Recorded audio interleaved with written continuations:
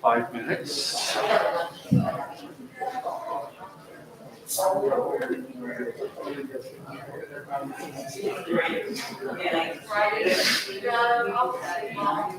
mean, I can see the word.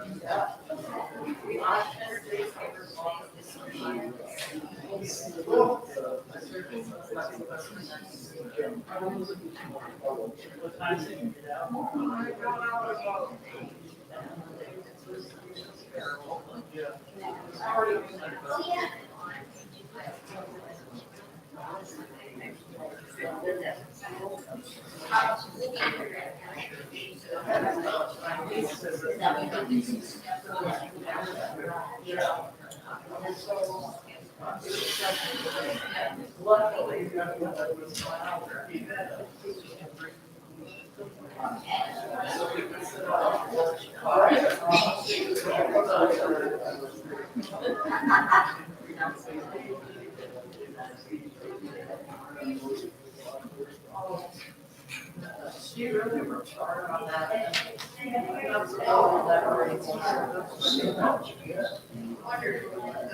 We just marked the other piece right here. Yeah. She wanted to be good.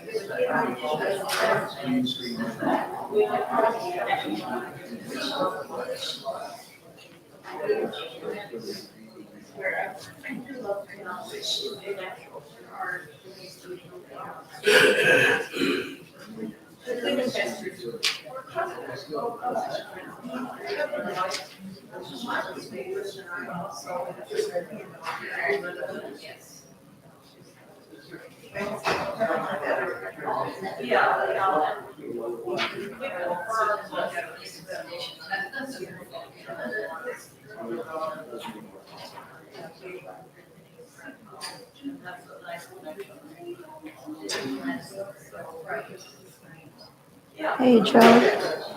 And the bulletin, it says open sales 9 to 2, and it's 9 to 4. And she probably is in here.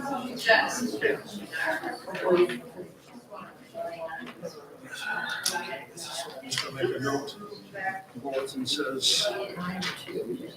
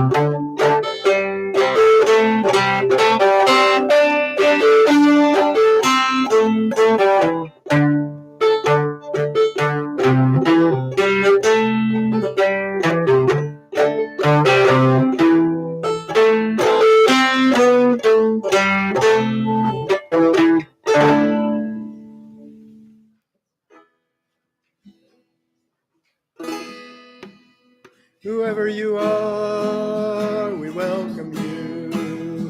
Wherever you come from, we welcome you. Whomever you love, we welcome you. Whomever you love, we welcome you.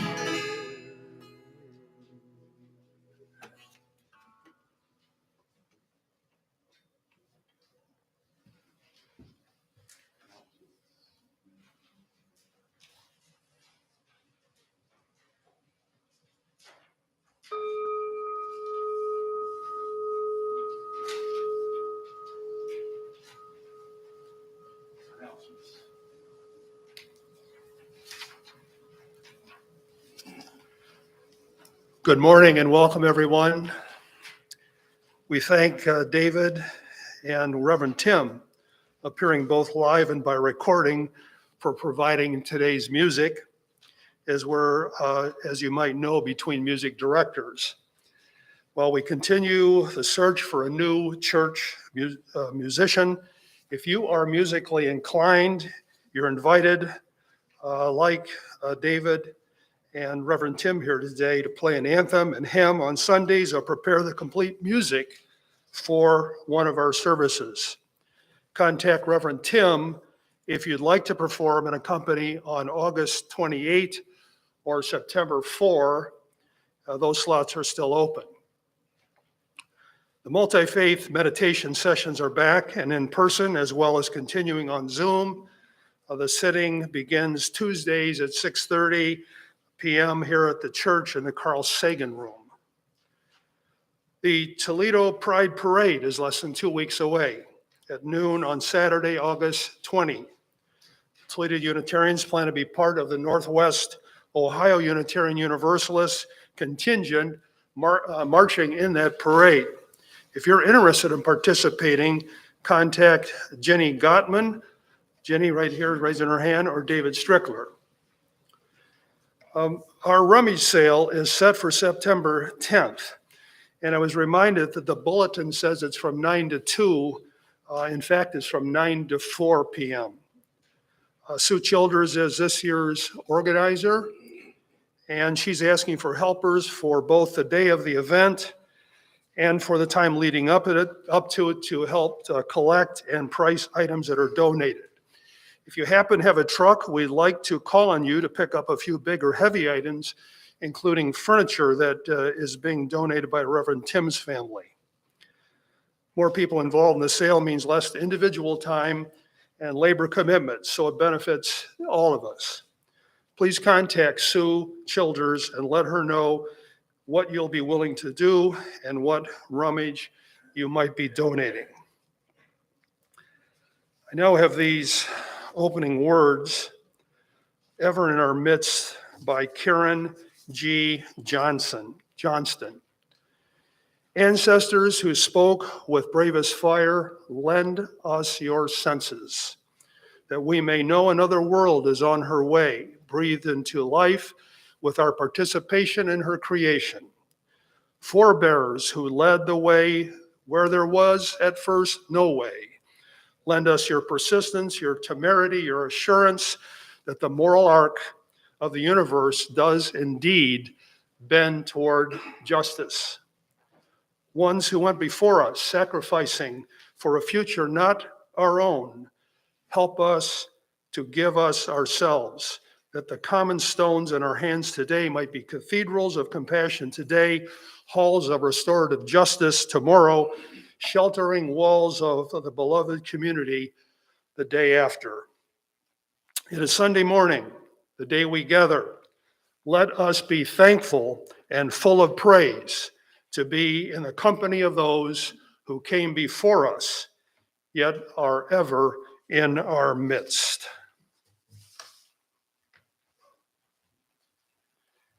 And with words of Barbara Peskin, today we light this flame for those who knew their small light would not put us one spark closer to the truth, but who would not yield to dire predictions, nor to cynicism, nor to common sense, their uncommon sense that it was their light that was called for, that it was they who were called by name.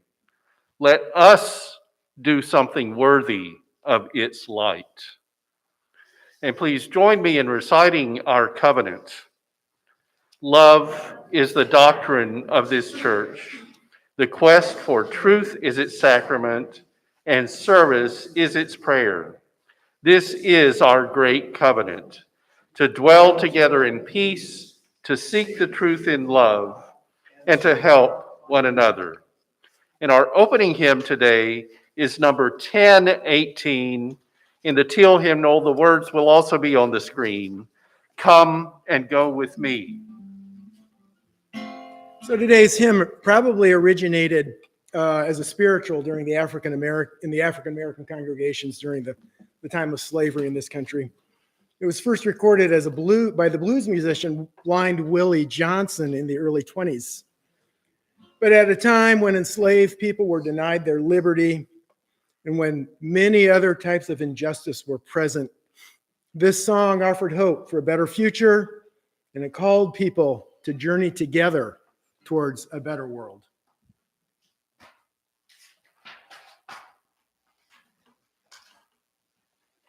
So please sing along with us.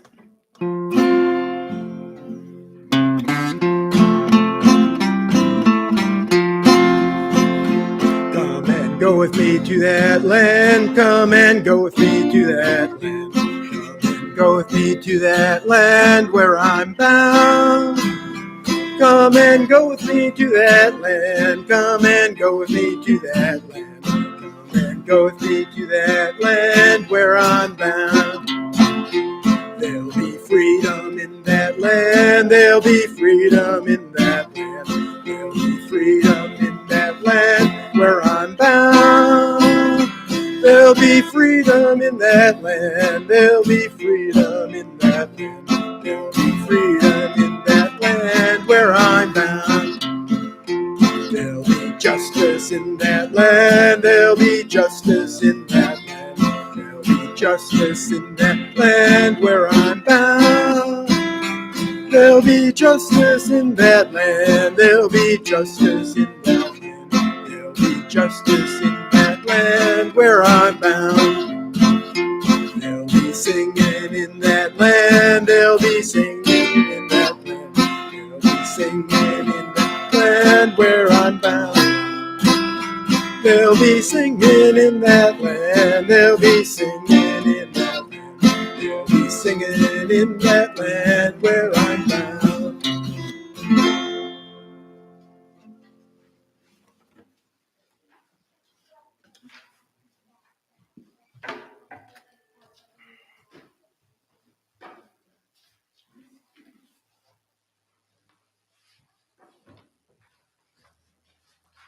Good morning.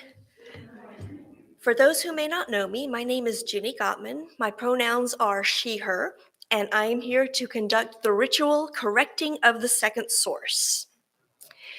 Unitarian Universalist congregations affirm and promote 7 principles, which we hold as strong values and moral guides. As we live out these principles, we draw from 6 sources, which were adopted by the UUA in 1984. The second source reads, "Words and deeds of prophetic women and men which challenge us to confront powers and structures of evil with justice, compassion, and the transforming power of love." In 2017, the UUA General Assembly was presented with an amendment to replace the phrase women and men with the word people. That amendment was initiated by and was a labor of love by Reverend Jamie Yandel, a non-binary trans chaplain whom some of us may know. As you can imagine, a room full of 3,000 Unitarians couldn't pass such a simple, obvious change without a half hour of discussion first. Some noted that back in 1984, it was a big deal that women came before men, and they hated to lose that record of our history of feminism. But considerations of inclusivity carried the day.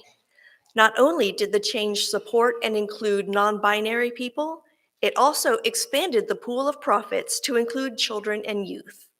Greta Thunberg and Anne Frank come to mind as prophetic sources of wisdom. The amendment needed to pass twice, and it did in 2017 and 2018. The second source now refers to words and deeds of prophetic people which challenge us to confront powers and structures of evil with justice, compassion, and the transforming power of love. The second source has been corrected on the UUA.org website and in new UUA publications. However, existing printed versions of the sources don't self-correct, hence this ritual. Please open Singing the Living Tradition, your gray hymnal, to the front and flip 1, 2, 3, 4, 5, 6 pages from the front. On the left side of the book is the list of the 7 principles and the 6 sources. The second source, the one beginning with words and deeds, is still wrong. You should find a pen or a pencil near your seat. Please use it to neatly cross out the phrase women and men and write in people just above it or to the side if your handwriting is anything more than microscopic. Writing in a book, a hardback book, goes against everything we've been taught, but now is the time to do it.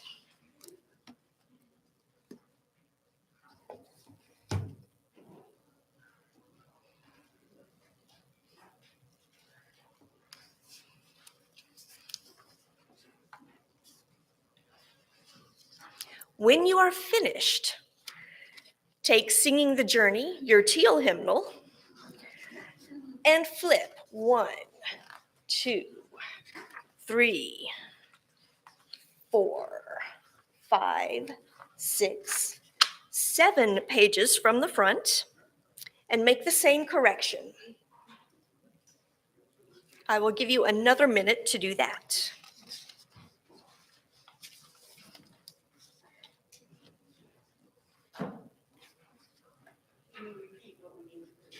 Yes, cross out the words women and men and write the word people.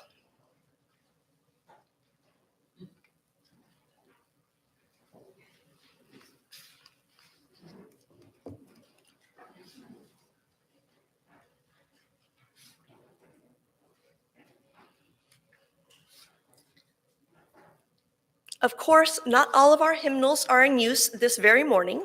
So in Sundays to come, if you get a hymnal that doesn't have this correction, feel free to correct it. And now let us all say hallelujah. Hallelujah. And for our centering music, we will hear Unending Wonder recorded, performed by and if you want, while you're centering, you will get other hymnals and change the wording in the other hymnals.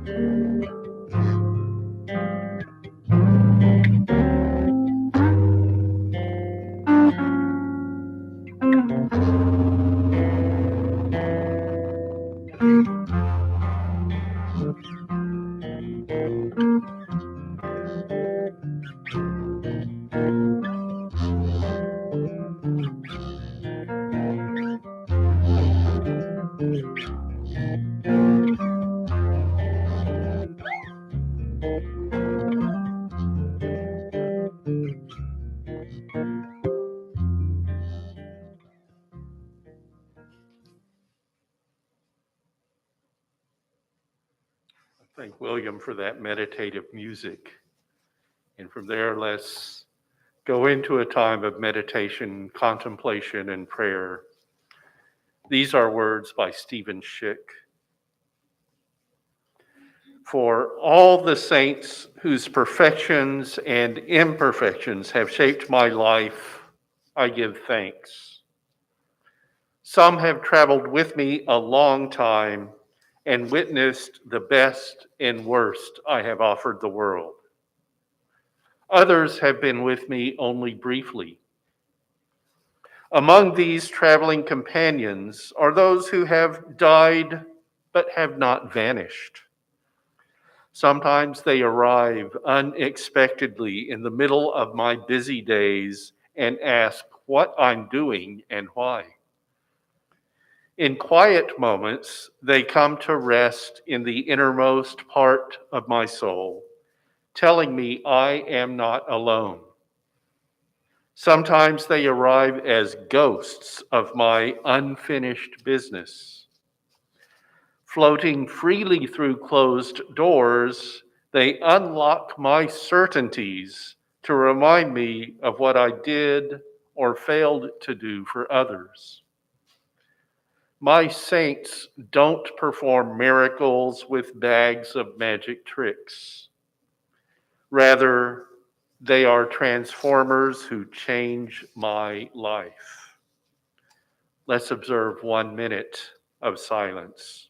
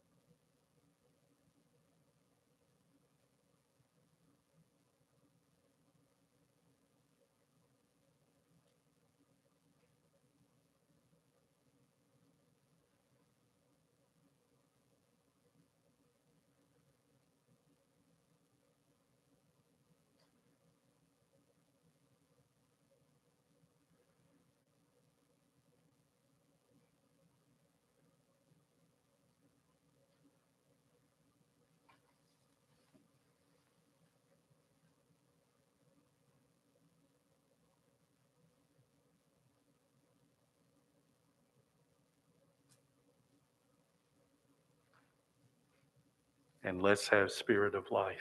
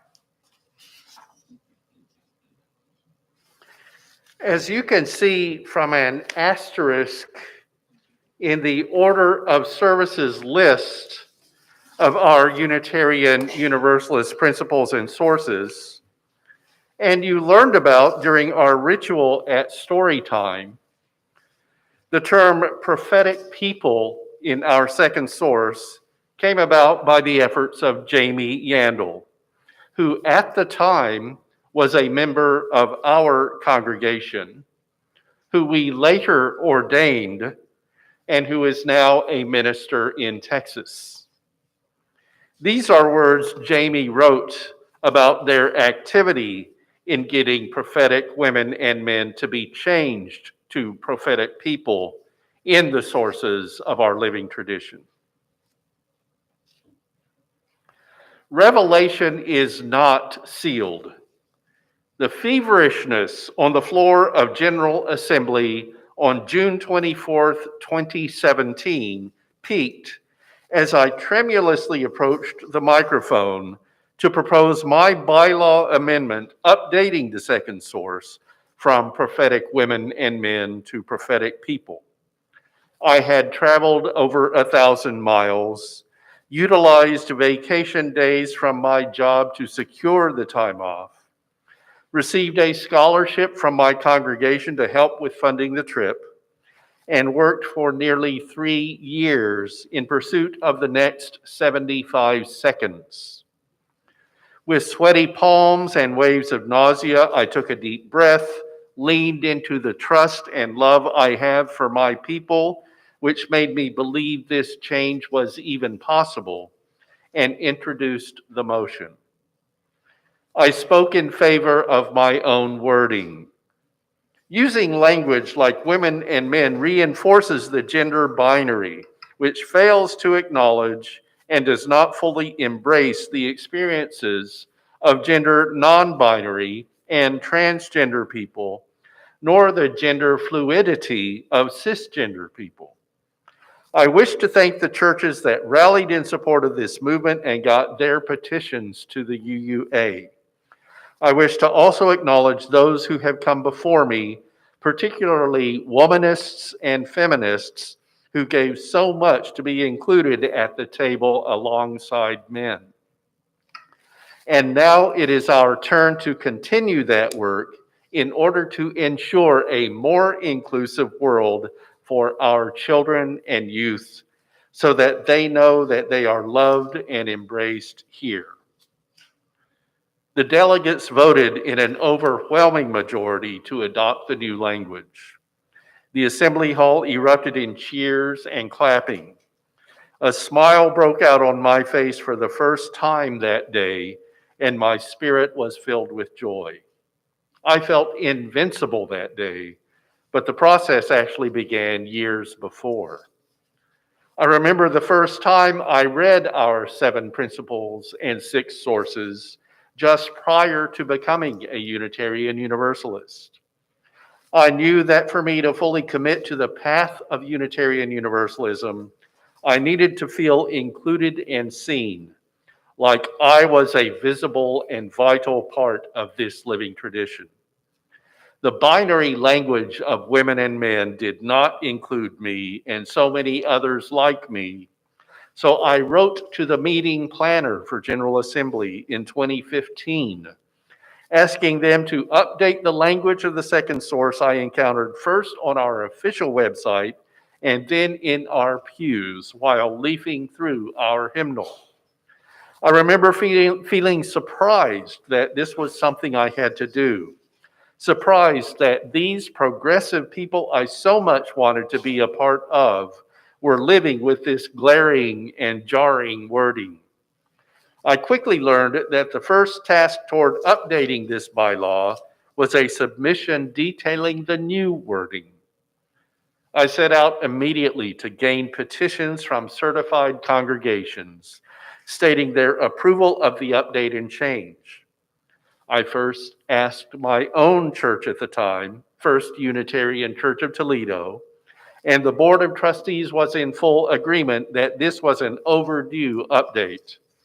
Our board president at the time, Terry Acox, was so enthusiastic about signing the petition and returning it to the UUA that I felt confident other congregations would have that same kind of energy.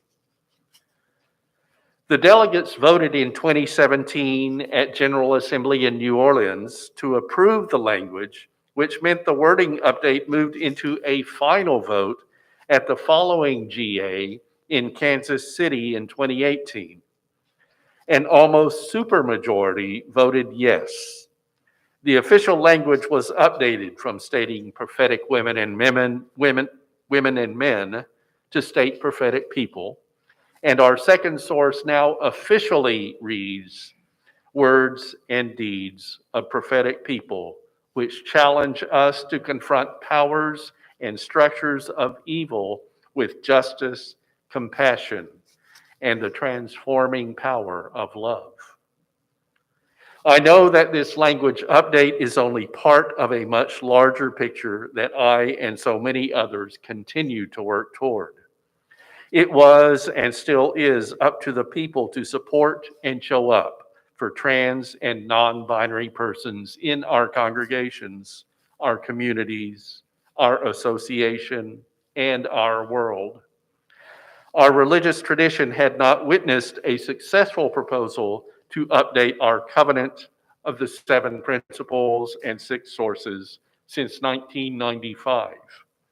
Yet our covenant lives with us, breathes with us, and the second we allow it to collect dust, we are outside the intention of its very creation. Updating the second source invites more people into covenant with our faith and its communities and brings our sacred promises to life in the modern world. We must continue on this journey to widen the circle, to invite and include all persons into our covenants, and build beloved community together for centuries to come. Revelation is not sealed. May this statement become a prayer and a practice, not simply a tenet of our faith.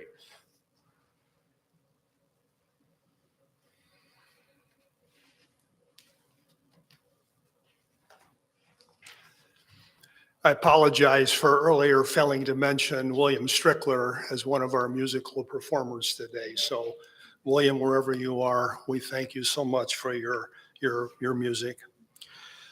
Please now join me in a responsive reading. You should be able to see it on the screen in the front. Always, it is easier to pay homage to prophets than to heed the direction of their vision. It is easier.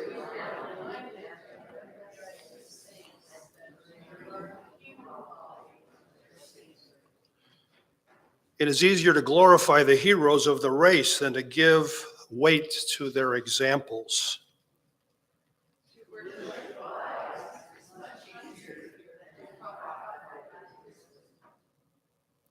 Great leaders are honored, not by adulation.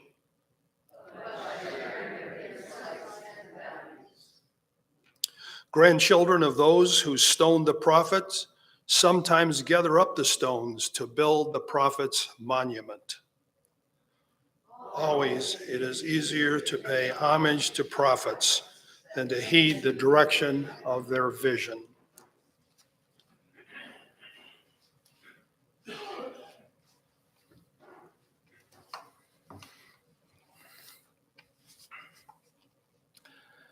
The living tradition we share draws from many sources, words and deeds of prophetic people which challenge us to confront powers and structures of evil with justice, compassion, and the transforming power of love. Grateful for the religious pluralism which enriches and ennobles our faith, we are inspired to deepen our understanding and expand our vision. This part of our Unitarian Universalist Association Article 2 bylaw doesn't say it in these words, but as you heard in the reading by Jamie Yandel, describing Jamie's experience with and formal amendment of the prophetic people source, starting in our own congregation, this is the source that affirms revelation is still open. Revelation is so much a part of my Unitarian Universalist spiritual journey.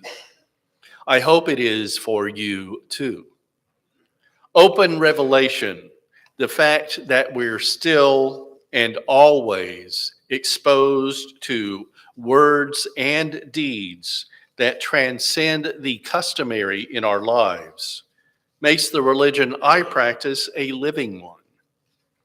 It's not the closed revelation presence of a community separate from the larger world, where we might enter a room on Sunday morning and act as if there's a better world for us than the world in which we live, and be guided in that isolation only by a holy book, which we might view as the ultimate guidance, instruction, and inspiration. It's also not having an attitude that the divine spoke, revealed all that people need to the humans long ago, said everything that had to be said, except maybe for a type of ongoing divine to individual conversation that isn't revelation to the masses. So hear a God speak to you, because the divine will no longer give revelation to all the people in his earthly realm. It's certainly not prophecy to our group only, as if we've been selected to be apart from the world in a way.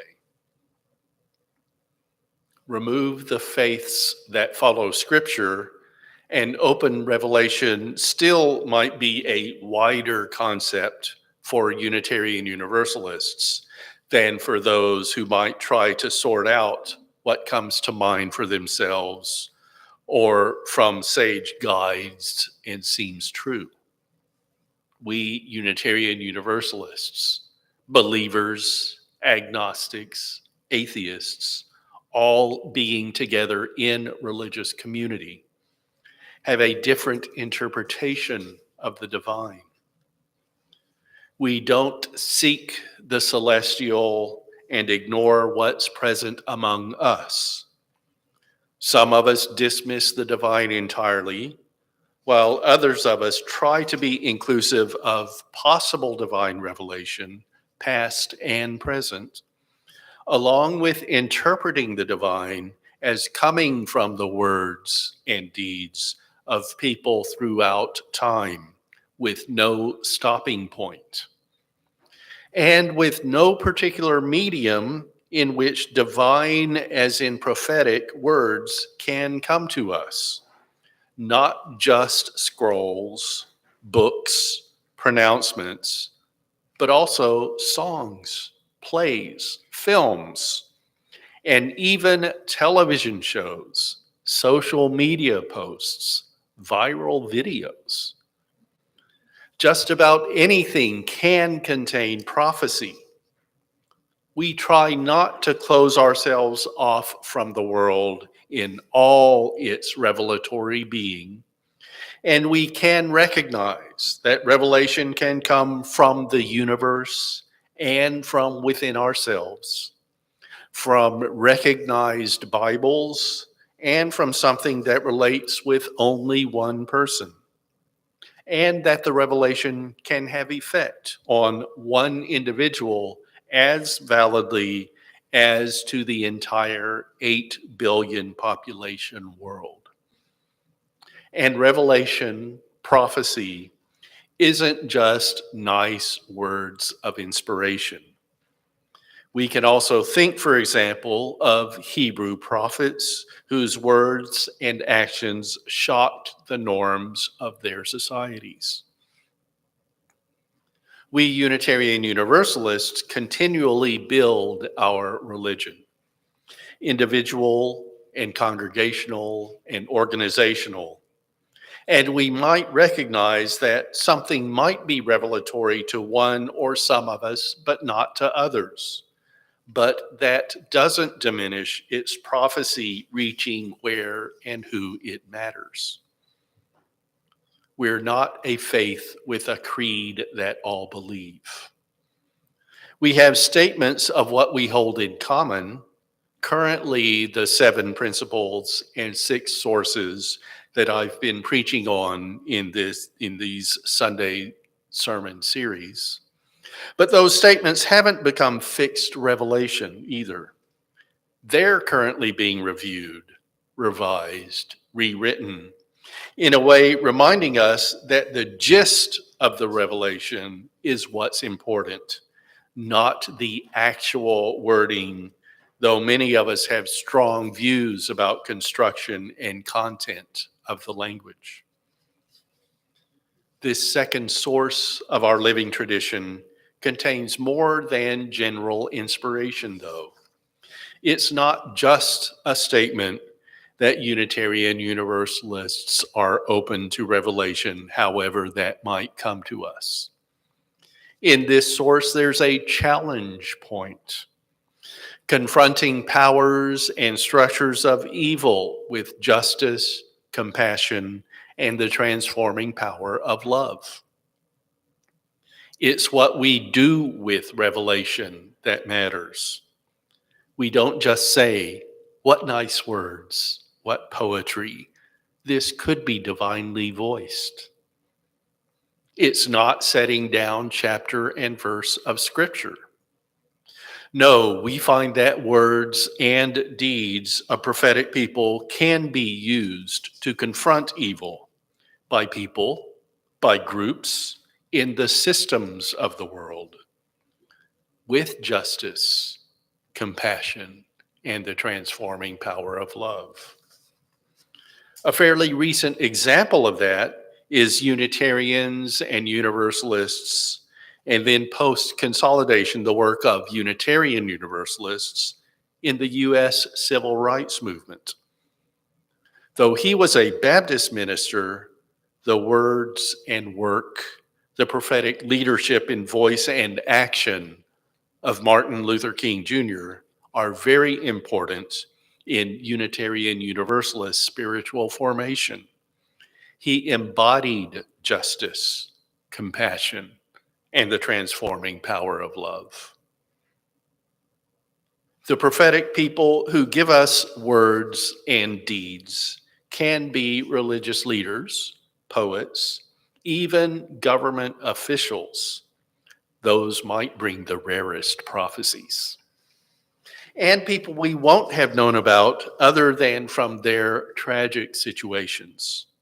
I'm thinking of I Can't Breathe from Eric Garner, and later those same words in a similar situation from George Floyd that would call us to examine individual and institutional racism and police action in a clear context of missing justice, absence of compassion, lack of love for the people police serve.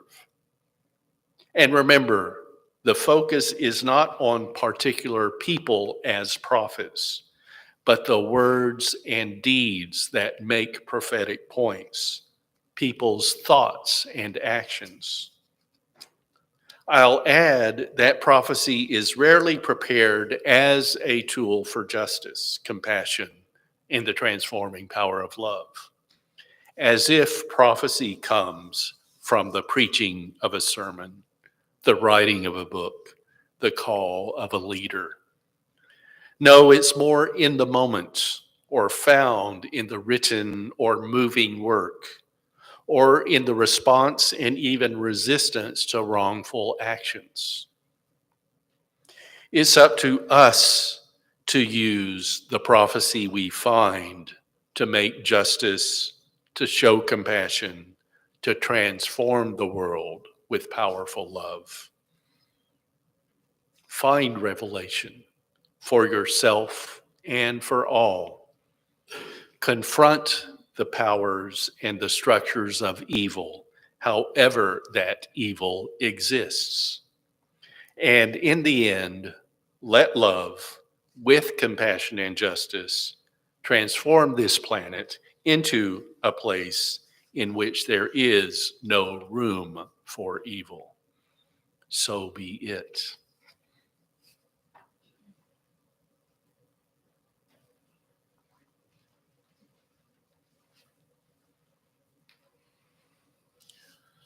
We now come to the offering portion of our service. And as the screen will show you, there are many ways that we can contribute to the ongoing support and work and mission of this church. You can go to our website, uutoledo.org, click on Give, and then click on Online Giving as one way. You can also send donations to the church itself, First Unitarian Church, 3205 Glendale Avenue. They're also in your hem rack in front of you. You'll find envelopes. And as you leave the sanctuary, there is a basket out to your left, and loose contributions can be placed in that basket. We are grateful for whatever you contribute to the support of this church.